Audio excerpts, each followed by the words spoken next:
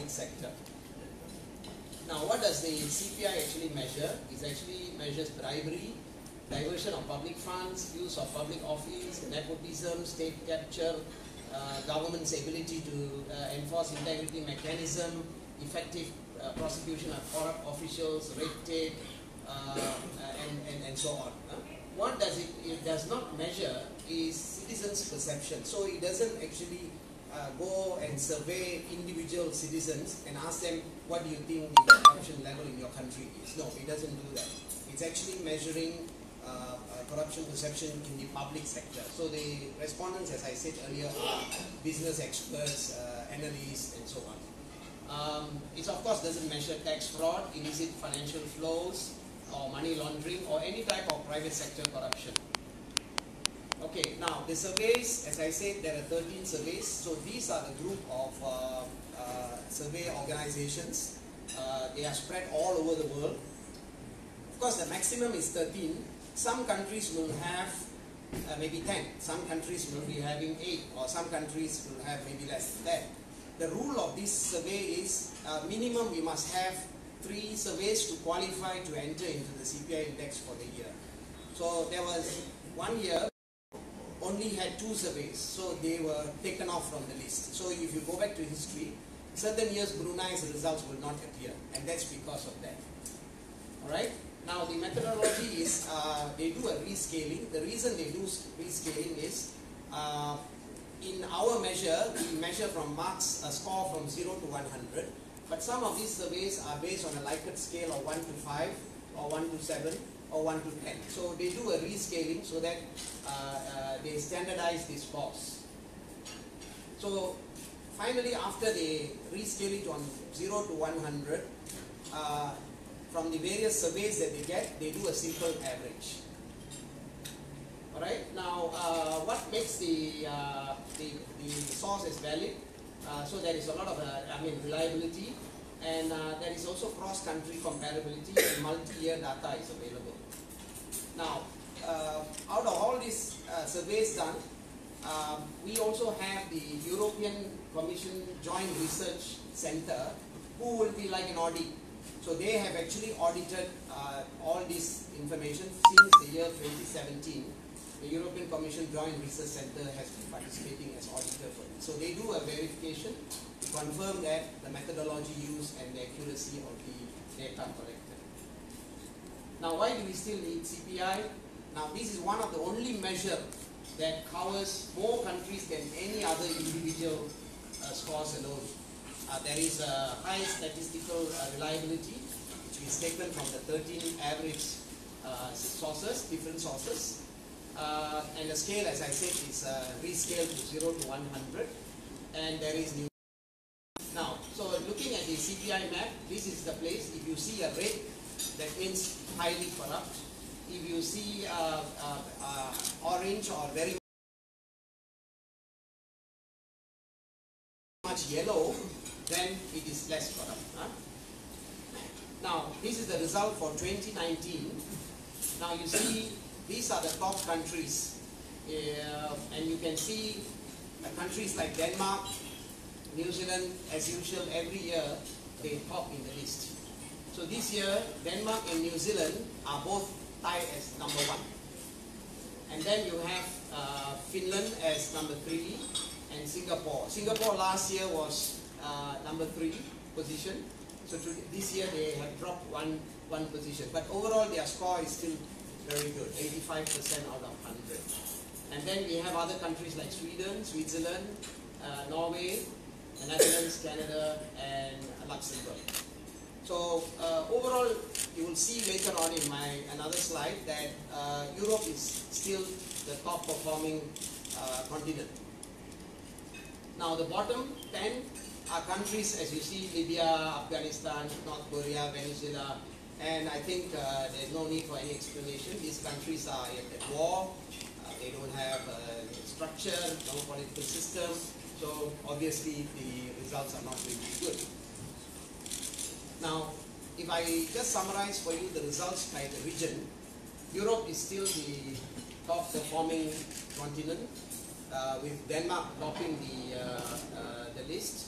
And of course, Bulgaria is the lowest at 43 over 100. Okay, so generally within Europe, you will find that those countries, the Eastern European countries, even some of them is now part of EU.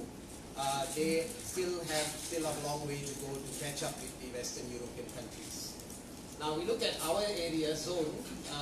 We are in the Asia Pacific zone, which means that we also include Australia and New Zealand. And one of the reasons that we are able to be the second best performing continent is because countries like New Zealand, who have done well, they sort of pull up our score in Asia Pacific. Of course, the bottom one is a country like Afghanistan. And then the others is Eastern Europe is 35, and then 39 in Middle East, Americas 43, Sub-Saharan Africa 52. Now, the main movers up and down, in the last 8 years, 22 countries significantly improved their CPI scores, including Greece, Guyana, Estonia. And in the same period, 21 countries significantly decreased their scores, including Canada, Australia, and Nicaragua. A country like Greece, for example, and also, although it's not mentioned here, a country like Greece and Italy, they have actually progressed very well over the last few years. And that's because, especially Greece, who went through a very painful economic crisis in their country, Greece, and with the restructuring and so on, so they have made good progress.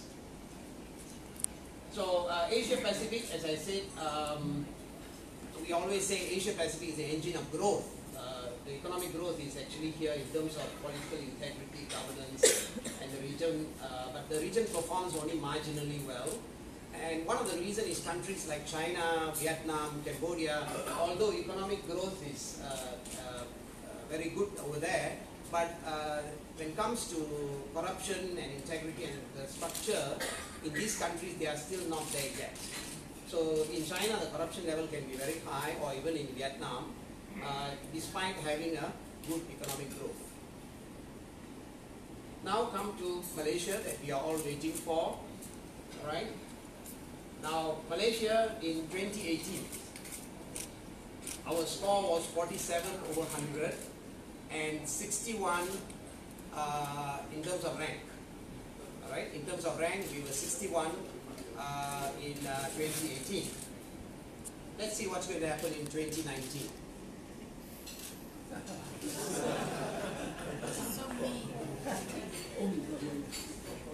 No yet, huh? Okay, so let's see what's going to happen in 2019. So in 2018 the score was 47. Now in 2019 we went up 53 points. So we have actually gone up by 6 points. 6 points. In terms of global ranking, we were 61 in 2018. In 2019, we have become 51. So we went up by 10 positions. So this, I think the whole nation needs to be congratulated. It's not only the enforcement people or the government. I think the public itself needs to be congratulated. Okay?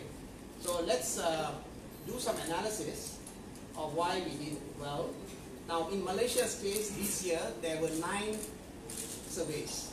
Remember I said there are total 13 surveys. So in our case Malaysia was assessed by 9 different surveys. And that's how the scores were given. So if you compare the scores in 2018 and 2019, you can see in some surveys we did better, some was status quo. Alright? So they take a simple average and that's how we scored 53 points or 53 marks. Okay? Now, there's a bit of analysis here. One of the main things that when CPI is analyzed, and this is done globally, not specific for Malaysia, as you can see a lot of points are there, is about political financing. So this graph actually is a regression analysis that shows you the corruption perception index versus the political financing. So if you see at the x-axis, zero means requirements do not exist. There is no requirement for disclosure of donation for national election campaign. But if you have a 4 or a 5, then your requirement is very high. And you can see very obviously European countries and even like Canada, Finland, and so on, they have laws that compel political parties to disclose where their funding is coming from. So there seems to be a correlation between CPI's index performance and disclosure of political funding. Now this is where we are interested in Malaysia. As you can see, Malaysia at this point here, we are not doing well simply because we don't have a law to actually compel political parties to make a disclosure. So we hope that this is something that the government will look at it. I'm sure the policy bodies like DICC and the rest are working on this, and we hope this bill will be passed in the near future. Now let's look at ASEAN, comparison in ASEAN. Now as you know, in ASEAN, the best is still Singapore, scoring 85 points, ranking 4. They came down 1 position compared to 2018. Brunei also has dropped, but Malaysia has gone up from 61 to 51. Alright? So, and of course Indonesia is far away behind us, Thailand, Philippines and so on. So we are really going to focus on these top 3, that's what Malaysia should be doing in the near future. Next, we also make analysis among Islamic countries, simply because Malaysia, 68% to close to 70% of the population are Muslims and is an Islamic country, and we make a comparison simply because we also want to be the best. Not today, inshallah, one day we will be the best example among Islamic countries. Alright, now if you see among the Islamic countries, top, I've put this in the order of the number 1 and number 2 and number 3. So you can see UAE is the top with 71% score and a ranking of 21. And Qatar comes second at a position of 30. Brunei number 3, 35. Saudi Arabia and Malaysia are tied at 51. Now the comment I want to give here is I think if you see the score between 53 and Brunei, not very far. We only need another 7 marks or 7 points. So I think if all of us work hard, civil society, the government, the agencies, DICC, MACC, and the Rakyat themselves, to change our mindset instead of being follower, silent, we must start speaking up, and I'm sure we can move this country forward. So for Transparency International, we are looking forward to push Malaysia to at least 60 marks, and then you can see immediately you will jump from 51 to around the 30. And for your information, when CPI first started in the 90s, Malaysia were around 30. Our ranking was about 30 in the 90s, and then it started deteriorating. Okay? So, so this is just to give you an idea.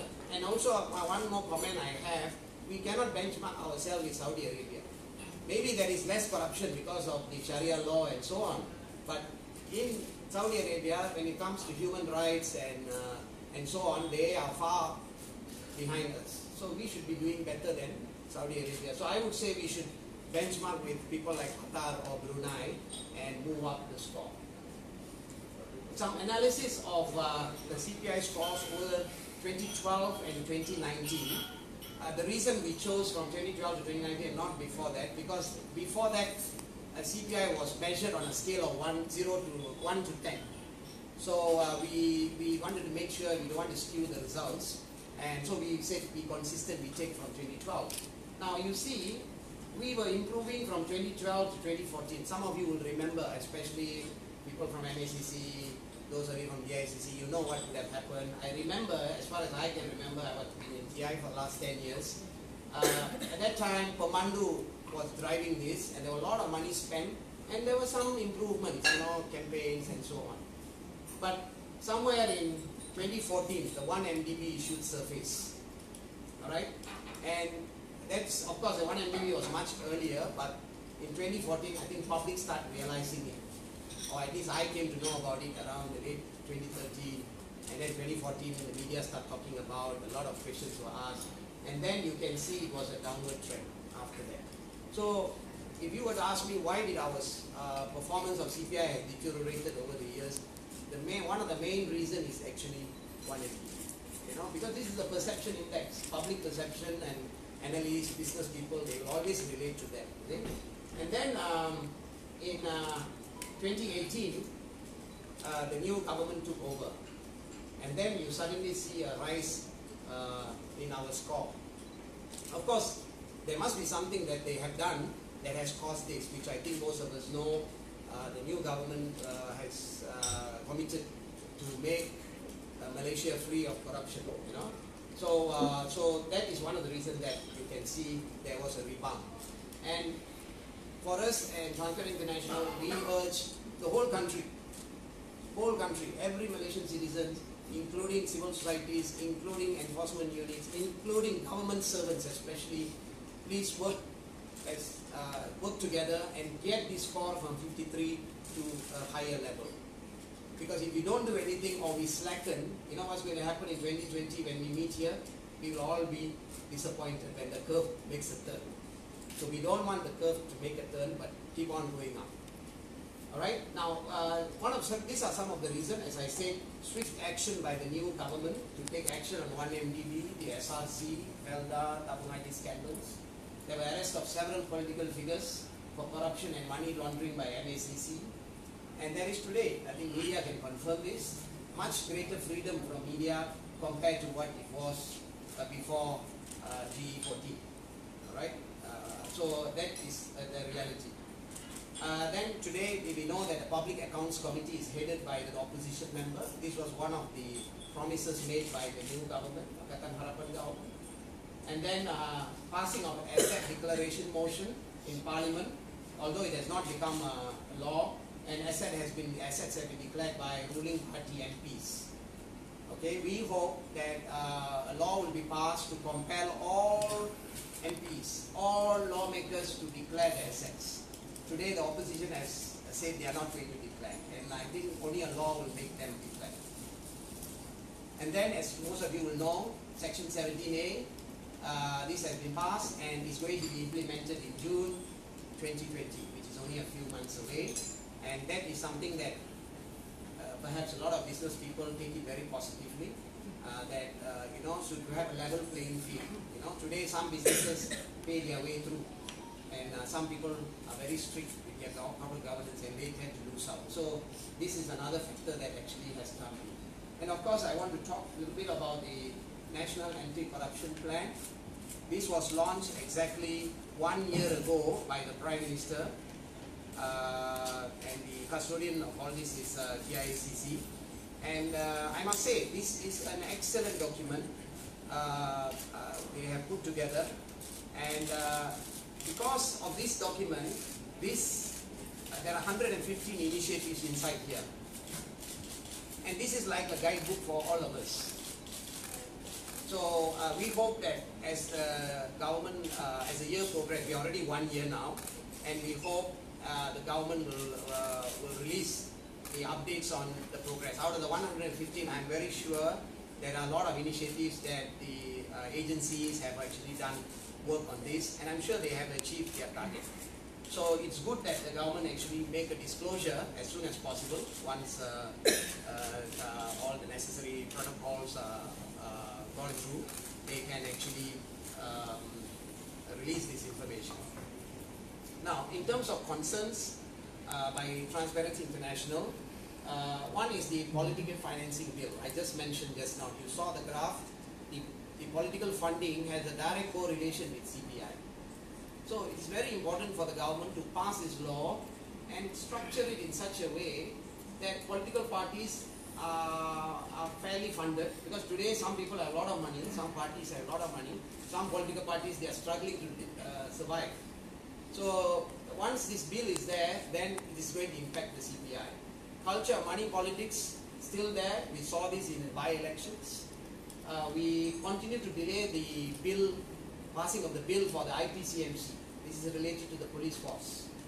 Now, I think we have heard of this enough, and we hope and we urge the government that, please have the political will to get it through in 2020. Let's not delay it further.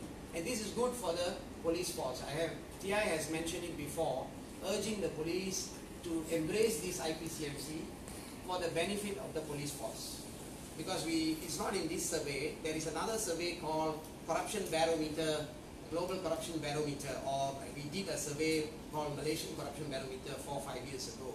And in that survey, 2,000 over samples, so it's quite very accurate, and it was shown that the police force was the most corrupt institution among the Malaysian agencies, So we want to help the police force, so that just because of a handful of few policemen getting involved, the image of the Royal Malaysian Police will be tarnished. So IPCMC is one of the way to help the police force.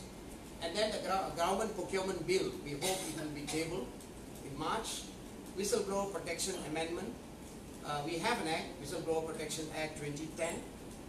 And TI has been in front of this. We had held workshops, and we have even written to the minister, copy to MACC, JICC and so on, proposing various sections to be amended so that the whistleblower protects, give a greater protection to the whistleblowers, and also widen the complaints channel.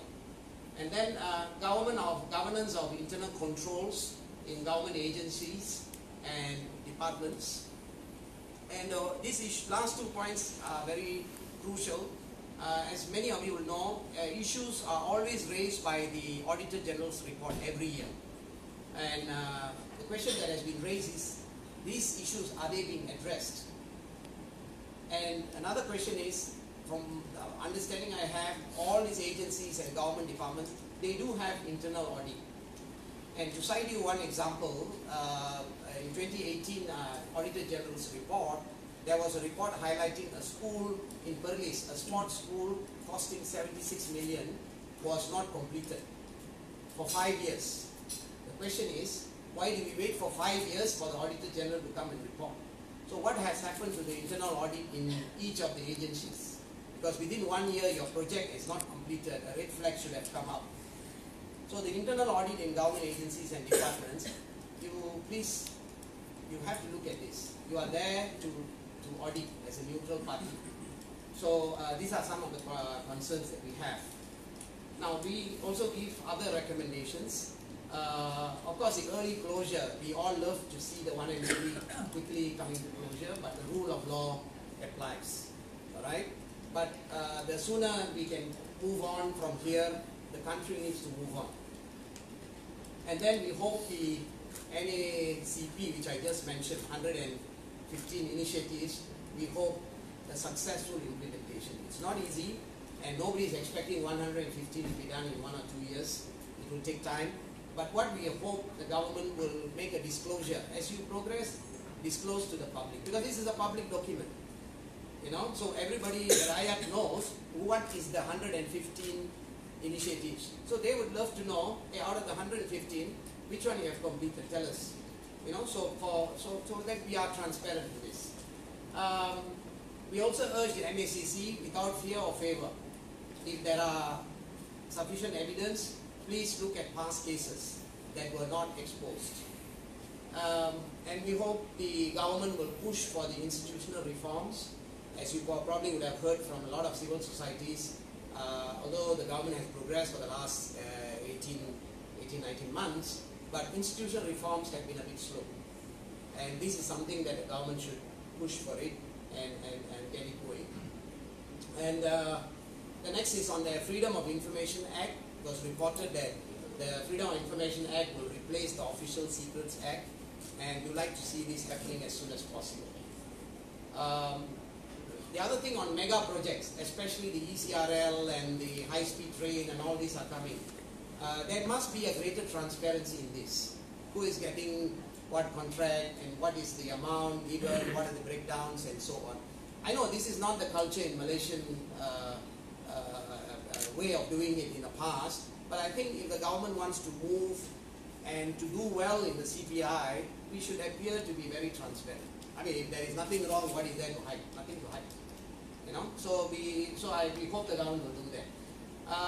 The other things are all about acts. We hope the government will look at the MACC Act to give greater autonomy to MACC, including the appointment of the Chief Commissioner, you know, which in the past civil societies have asked that it should be done through Parliament. As I said earlier, we are also looking at the government looking to